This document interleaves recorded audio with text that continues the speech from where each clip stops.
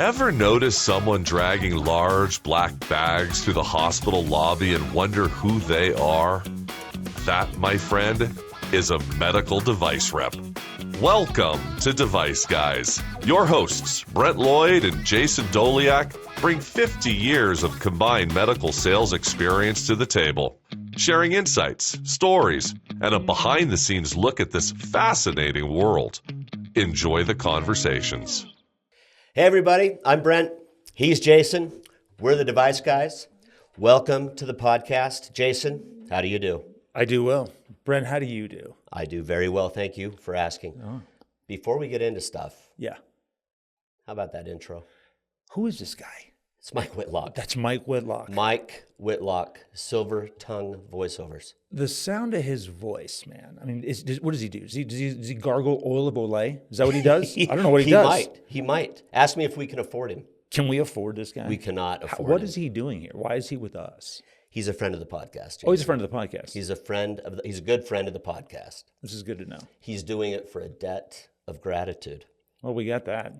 We got lots of gratitude for it. In spades. As long as we can get around the fact, the reality that there's a chance the phone could ring at any hour, and it'll be Mike Whitlock. That favor is going to come. It's going to come calling. It's like Amerigo Bonazera in The Godfather. You know what I mean? We're Amerigo Bonazera. He's Don Corleone. He's Don Corleone. Well, I mean, I tell you what you do. We got to do it. No, we're lucky to have him. We're lucky to have him. So shout out to Mike. Thank you, Mike Whitlock. No, welcome to the podcast, everybody. Jason, let's talk a little bit about how we got here. Yeah, let's talk about this. I mean, we've known each other since 2006. 2006, and then 2010 is when in Utah, and 2013 when you joined That's when TAVR. I started doing TAVR, and I would see you every week, sometimes multiple times. Times a week. That's when we really started to connect as friends. Right.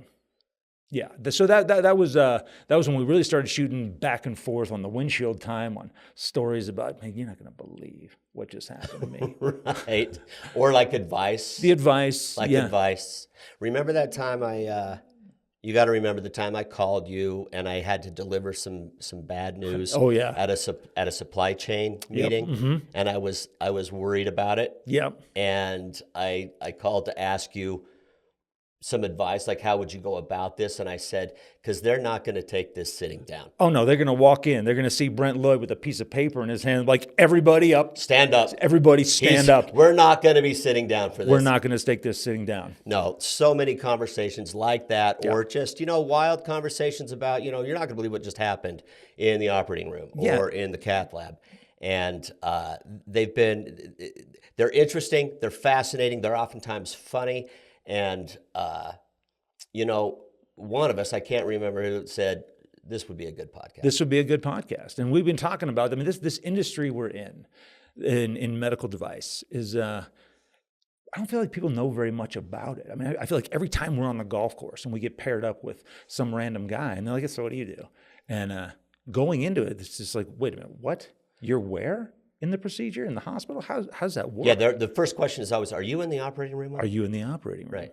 Like if you meet an accountant on the golf course, are you like, oh, that's fascinating? That is fascinating. Listen, No. So do you do the spreadsheets yourself? How's that work? Well, it's Excel. It's Excel. I'm a master at Excel. Yeah. No, but people find it fascinating, and I think it translates not just to other device people and people in the hospital, but I think also lay people. Everyone goes to the hospital, but you don't know what's going on behind your procedure. You don't know, your doctor, that there's nurses in there, but there's a lot of people that contribute to your positive outcome when you go in for a procedure. Yeah. And I think this could be fascinating for a lot of people. So that's kind of been the nadir of where this podcast came from. What do we want it to be? Well, I want this to be, well, first off, I want it to be fun. I'd like it to be engaging, and I'd like it to be maybe a little informative. I think this would be good for, like you said, other industry reps. We'll talk about some ideas. Everybody kind of is fighting their fight out there. And I feel like we can maybe pull some ideas from them and hopefully give some ideas back. As they say, share best practices. Oh yeah, we could maybe do some role playing. Is this not the ultimate role play? Is that what this is? This is the ultimate role play. Oh my gosh. Is that your favorite thing at a region meeting? Oh, I love an NSM role play breakout session. Oh my God. Love it. Love it Shoot so me. much. Shoot me. Although I am pretty good at the role play. Well, If there's one person that they put to represent the region, It's going to be you. you know who they always pick? Yeah, Brent Lloyd, stand up here. So there's been times I'm like, okay, I'm putting this out there right now. If there's a role play exercise, I'm out.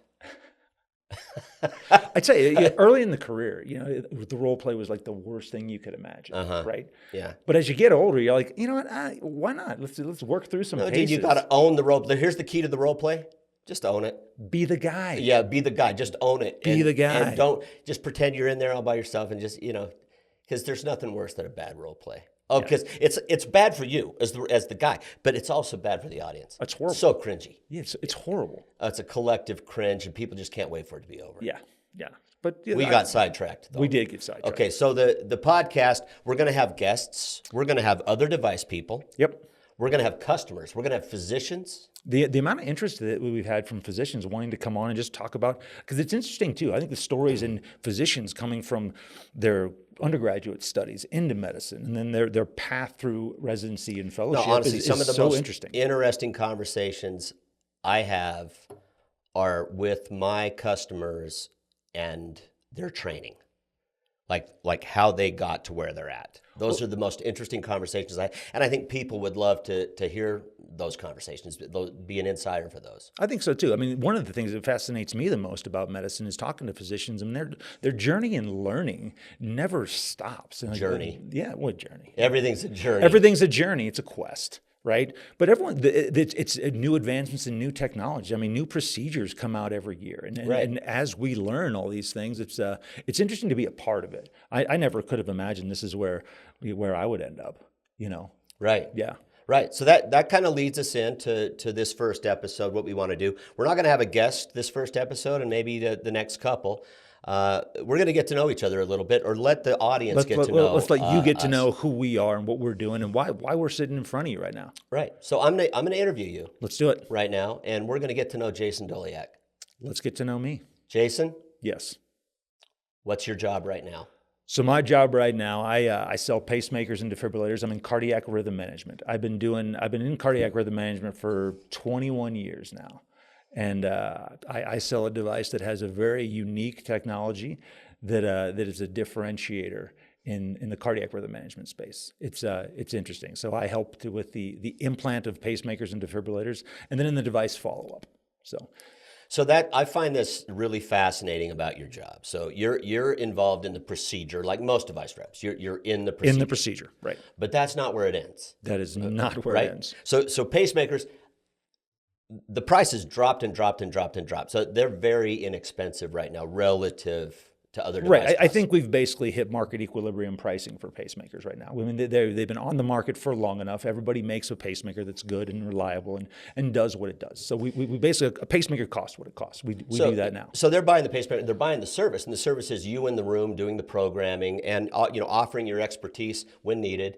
But it's also something else. Tell the people what else you do. Well, you put in a pacemaker lasts between 10 and 15 years. So every time the patient comes into the hospital after that, you're probably going to be involved because as pacemaker reps, we know the most about the programmer that we're operating with and that operating system. And so it's a call on you to, hey, come take a look at this guy's device and see what you see. And it happens, you've seen it, we've been on the golf course. My phone never stops. Saturday, Sunday, all the time. Doesn't You're looking sleep. at your fancy iWatch. The Apple Watch, you got to have it on. Yeah, that's right. I'm receiving serve. I'm like, hold please. I got to take this. Right. Yeah, right. that's great. So, but it's got to be kind of gratifying to have all that patient interaction. It's actually it's been one of the most rewarding things for me. That's the part of the job that I actually really enjoy is being able to be a contributor. I mean, the physicians, once they develop trust in you and you know what you're doing, you become an arm of their practice. I mean, we're the ones who are in the field seeing and relaying the information to them. It's like, this is what we're seeing and what do we need to do? Right. So we get to be a pretty vital part of that.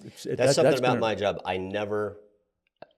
I see the patient draped. I see their toes facing the ceiling. That's it. I never get to see the effect of what the therapy was. Right. So I think that's a cool part of your job, but I also think it's a huge time burden for you. The patient interaction is one of my favorite parts of this because I mean I've gotten to know a lot of these patients very, very well, and because we're in there titrating and adjusting their device to get it tailored exactly for them. So that, I mean, these devices keep we're looking at maintaining a normal rhythm. We're trying to restore normal physiology as well we can. And so you've got patients that are, in third-degree heart block or sinus node dysfunction. We're able to program these devices to really You're mimic. really getting esoteric on us here. This is our first episode. Okay, got it. Not everyone out there is an electrophysiologist. Right. Okay? So we're helping patients restore normal lives. There we go. Yeah. Bring it home. That's what we're doing. Okay, let's talk about, you didn't just interview for this job and get it, right? No, I did not. You had to start somewhere. I did. What was your first job? How did you get into this? What was your journey like, Jason, to get to this point? Okay, so 1997, I graduated college in Montana. Came down to Utah to watch my brother's last season of basketball here, and I was a bartender. I bartended at a little sports bar called Lumpy's. Know it well. Know it well. Know it well. That's where it started, and at that bar, I met electrophysiology. Well, I met some cardiology fellows and some people that were in medical school. So I made some really, really close friends. Played golf with them, skied with them, and played cards with them. And seeing as they were going through this, they said, "You ought to look into this job." You didn't even know it was a job. I didn't even know it was a job. You didn't even know. My brother had a teammate that played with him that was with Guidant at the time, and so I did see him, and he was one of the guys who was pivotal in getting me kind of my first look at what this job really was. And so I interviewed for this Guidant job, and they said, "No, come on, man. No, you need some medical device experience. You're a bartender. You're a bartender. Who do you think you are? Right. Who do you think you are?" And so at the time, I was like, "Oh yeah, good point." And so the guy I was bartending with, his dad was a manager for this small post-surgical rehab company based out of Washington, and I interviewed with him, and I got that job. Post-surgical rehab sounds a lot like snake oil. I don't want to call it snake oil, and they didn't market it as such, but it was. What was it like? E-stim? So it was a muscle stimulator device, and it kind of a tension. It was an interferential unit, is what they would call it. So basically, it was basically interfering with the pain pathways. It was a non-medicative pain management solution. So that was your entry. That was my entry. So I did that for 2 years, had some success there, came back, and I interviewed with Guidant again. And at the time, I got passed over for a BYU football. 0 for 2. 0 for 2, yeah, 0 for 2. College athlete. He beat me out, and granted, that it says something about his character. And the manager at the time was like, he looks at me, he's like, "Listen, man, I'm in a position I can't have a bad hire. Right. I can't have a bad hire." Which, I understand. That's fine. I mean, he would be taking a chance on me, but so they passed over me again, and that guy fizzled out in about 12 months. 12 months, maybe 18. I don't remember exactly. Right. So what I know about that training and that job is it's hard.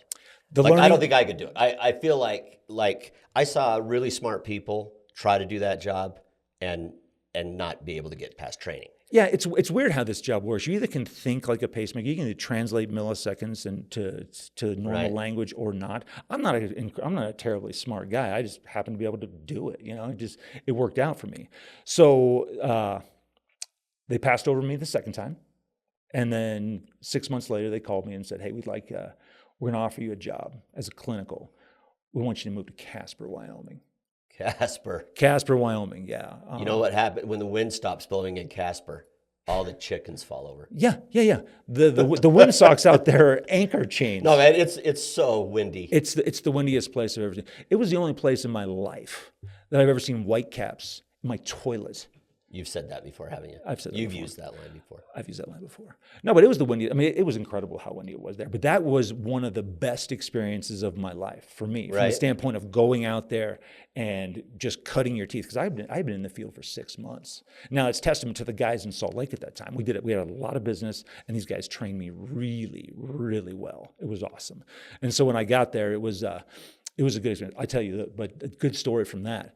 The day that I went out to Casper, the day that we were moving into the house, trucks are moving in, they're bringing in the sofas. You're there with your wife. I'm there with my wife and daughter at the time. Right. And I'm on conference calls from 8 a.m. to 3 p.m. It was at that time in Guidant with the acquisition of Boston Scientific. Boston Scientific was acquiring them, and we had a litany of recalls. I'm sitting on the phone. I'm like, wow, I just. So they're trying to clean things up before. Yeah, they had just had the one big recall, and then it was they were clearing all the dirty laundry, and I thought I destroyed my family. I remember because I was with Boston Scientific at the time. when we got in that bidding war to buy Guidant, and I watched our stock tumble while you guys all get rich. That's what I remember. Yeah, so I mean, there were guys that got rich on that one. I mean, I had been in the job for less than a year. Right. My stock portfolio was not heavy at that point. Right. They hadn't granted me a bunch There were of people that options retired yet. though because of that. Yeah. They didn't come over to Boston. I remember that. Yeah, there was that, and I think that cleaning house needed to happen. You know, there was, but that was good. I think that was a good situation for both Guidant and Boston Scientific at the time. So how long in Casper? I was in Casper for 2 years, 2.5 years. And then you came back. I came back to Salt Lake. Yep, I took a raise for a rep role, and I was the rep in Salt Lake at the University of Utah and St. Mark's. So that was a good transition there. And then come full circle with the guys that I met in fellowship, that were now in practicing electrophysiologists in Seattle. One of my close friends, he called me up and said, "Hey, listen, my rep is moving on. How'd you like to come out here and be the rep?" And it worked out that I could do that. So I went out there and worked with some great old friends in Seattle for a couple of years. And then there was some change in the infrastructure in the organization of Boston Scientific around 2010. And I was asked to come back and take over the Intermountain territory, and which was the only job I'd really come back to Utah for. And my wife at the time, I said, "Look, you followed me around for this entire career. If you want to go back to Utah, this is our shot. This is the job. And this is the job that I go do it for." And so we came back. And awesome. It's been great. So that was 2010. That's when I kind of reconnected with you around that same time. Around that same time. Yeah. So let's move on a little bit. I was going to ask you a question. You touched on it earlier, but you're in the procedure. Yep. What value do you think there's a time where you've had a hand in having that patient have a positive outcome, or maybe even avoiding a negative outcome? I mean, so as you grow in this industry and as you get experience, because I mean, as reps, we're in every procedure, and each physician does their procedures, right? So we end up seeing a higher volume. So there are times when we can contribute to things that we've seen from other procedures, other tips and tricks that you've seen from another phisian do, that you can contribute, especially with, I mean, getting into some of these complex anatomies and getting leads into places that may be hard. You're able to add input there that is beneficial. And then, I mean, so one of the things, by virtue of just your experience, you see more cases than they do. Mm-hmm. Right? You see a lot more. You find these guys are receptive to your input? Once they trust you, they are. Yeah. I mean, and truthfully, I mean, these guys are the best at their job. They know, they're the smartest guy in the room. But it's a matter of those few amount of times you can make a suggestion that helps. That feels pretty gratifying. Love that. Yeah. And it builds the trust for the fact that when you're out in the field and what I tell people, you know, if you think you're not sure about what you're about to say nothing. Nothing's better than the wrong thing. Nothing's better than the wrong thing. You can always say, a colleague of mine that I work with, I borrow this from him because he said it, not me, but it's like, you can stay in neutral forever. You can stay in neutral forever. But if you try to go into first gear and it's not the right time, it's really hard to get back to neutral. Tough to get back to neutral. You could stay in neutral forever. And I tell people too, that one of the greatest things to say is, I don't know. Sure. I don't know the answer to that question. Yeah. But I will be back to you here shortly with the answer. If you don't know, don't know. No, I love that. And especially, I mean, if you're in there and someone asks you a question that you don't know the answer to, and you fake it, that's a patient. They know. That's a patient. It's a patient there. Right. If you don't know, don't know. That's I agree fine. 100%. Yeah. Okay, we're going to have lots of time to talk about our jobs. Yes. So let's move on. Okay, let's move on. Let me ask you a question that I already know the answer to. I already know the answer to this question. I know where you're because going. It's like I've known you for a long time. It's like that. Have you ever saved a life outside of the hospital? I have saved a life out of the hospital. I've in fact saved two lives outside of the hospital. I mean, yes, we did it was the Heimlich maneuver, right? I think that's saving choking victim. Choking victim. Right. Future choking victim. Future choking victim. Okay, so let's hear it. Let's hear about it. First time, Casper, Wyoming. Okay. I'm in a nice little breakfast place we like to go to called Eggington's. Yeah. Lord Eggington. Lord Eggington. That sounds like a great restaurant. It's a fantastic restaurant. So we're in there, and I'm having breakfast with the family, and I hear this plates clattering and some panic over my shoulder. I look up, and this little old lady, this little old guy are sitting at this booth, and her eyes are like saucers, bang. And he was not communicating the sign, but he was clearly in distress. So I pop up and go over and pull him out of his booth. How did you not know to do the sign? I don't know. Everyone knows. Do the sign. I think in the moment, I don't know. I can't comment. No, but he didn't do it. Thank God you were there. But I knew what he was doing. I knew what was going on. So I went over there. I gave him one quick pop. Boop. Nice little piece of sausage out on the plate. Lands right on the plate. Right on the plate. Yep. And that was one and done. Pat him on the back. Hey, wait. What? Did he eat the sausage? Did he go back at it? I can't confirm or deny that. I mean, I hope he didn't waste the protein. You know, why not? Why not? Don't waste protein. No, I get it. Come on. Respect the animal. He had to eat it. He had to eat it. Right, he had to eat That thing almost took his life. Right. Yeah, you might as well make it pay. Make it pay. Make it pay. So I tapped him, I patted him on the back and said, listen, you enjoy the rest of your life out there, sir. You enjoy the rest of your life. Did you? Yeah. Oh, and there was a pack of Marlboro Reds in his pocket, and I reached down and grabbed it and crushed it and said, You just get them crushed. I just crushed. Yeah. It was a soft pack. It was a soft pack. What are you going to do for the world now? What are you going to do for the world now? Yeah. You have the rest of your life ahead of God, you. that's beautiful. Ma'am, enjoy. Sat down and finished my breakfast. That's amazing. Yeah. What about the other one? Oh God, the other one was in Salt Lake City. So I was at a fine institution, and all Utahns will know it. Say it. Chuckarama. Chuckarama. Chuckarama. Yep. Chuckarama. It is an institution. It's an institution. Love that place. It's not as cheap as you'd think. Oh no, it's spendy. It's spendy. It's spendy. It's not like you go there to save money. It's like it's a volume game. Yeah, you went on volume. You went on your plate stack. You went on and you went on time. You went on time because you get there at 4:30. They don't get you out of it. They don't shuffle you out. No. Or maybe they do. I don't know. It's been a long time since I've been to a Chuckarama, but there might be a 2-hour max now. I don't know what the rules are. I've been there once. I've been there one time. I wasn't necessarily. And thank God for this young fellow you're about to talk about that you did go that one time. It worked out the one time. You don't have a liquor license. Oh yeah, no liquor license. No liquor license. They aim it's for a certain demographic. And if you live in Utah, you know what I'm talking about. Right. But it's there are a lot of family reunions, a lot of functions. Well, a lot of fun. Well, this particular day was a send off for this 19-year-old kid was leaving on his mission. So if you're not from Utah, the Mormon kids when they turn 18 now, I think I don't know what the age they is. can go on a mission, preach the gospel. They go all over the world, but they go for 2 years. So go on, tell your story. So I'm sitting there, Sans IPA. All I wanted was a nice IPA, maybe a highball. Nothing. I got a cup of black coffee. I'm watching my kid. Milk. Yeah, come on. I'm watching my kids eat junk food. I got a pile of shrimp cocktail there. Gotcha. But I look over. There's some commotion at this big long table, family of people, and the 19-year-old stands up and he does the sign. He does the sign. He knows enough. He's gripping for it. Everyone's just looking at him. Everyone's just looking at him. I'm like, right. Oh God. So I move my son out of the way and I pop over there. I give him a 1, 2 this time. Took 2. Out onto the table comes this projectile. What do you think it was? Say it. It was a cube of green Jello. Green Jello. Big cube.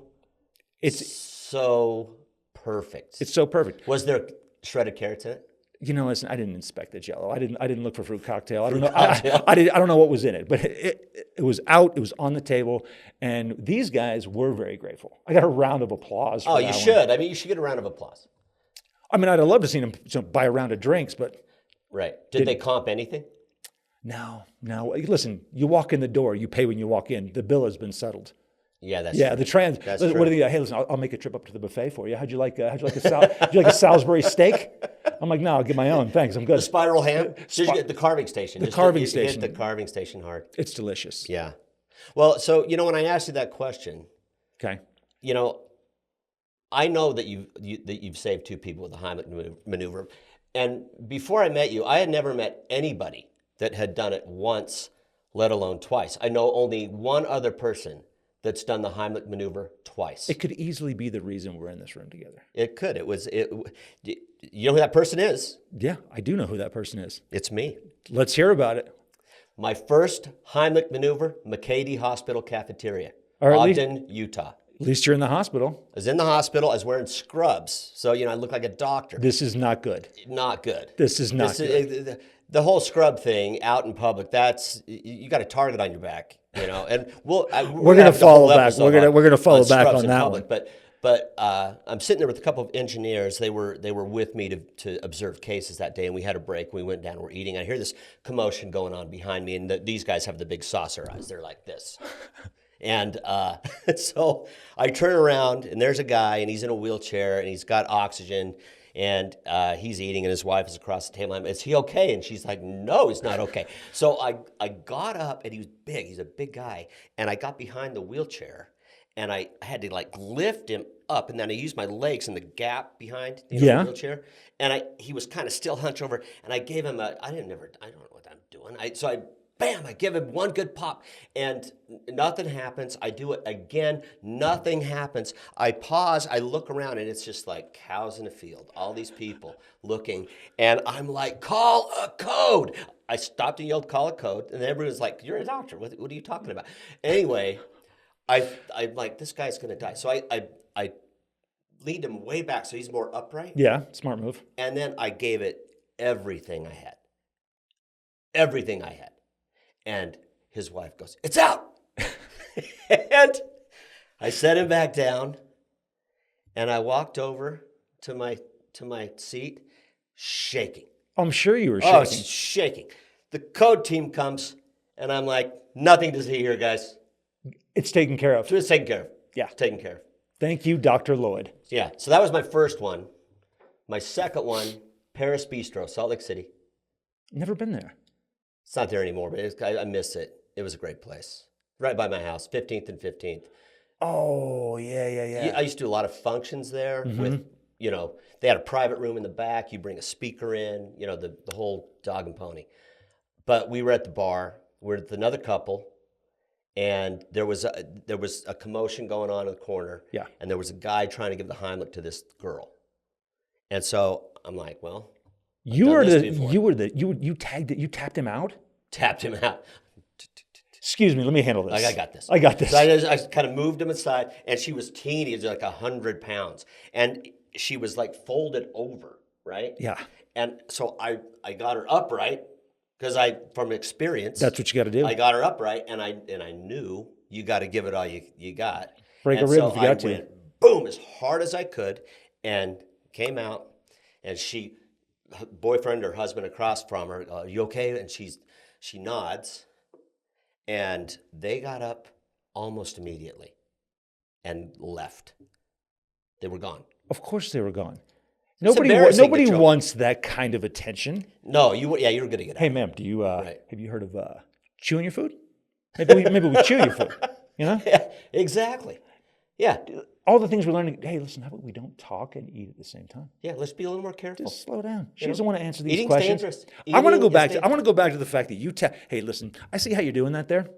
Step aside, sir. Step aside, please. Move. I got it. Listen, I've done this before. Yeah.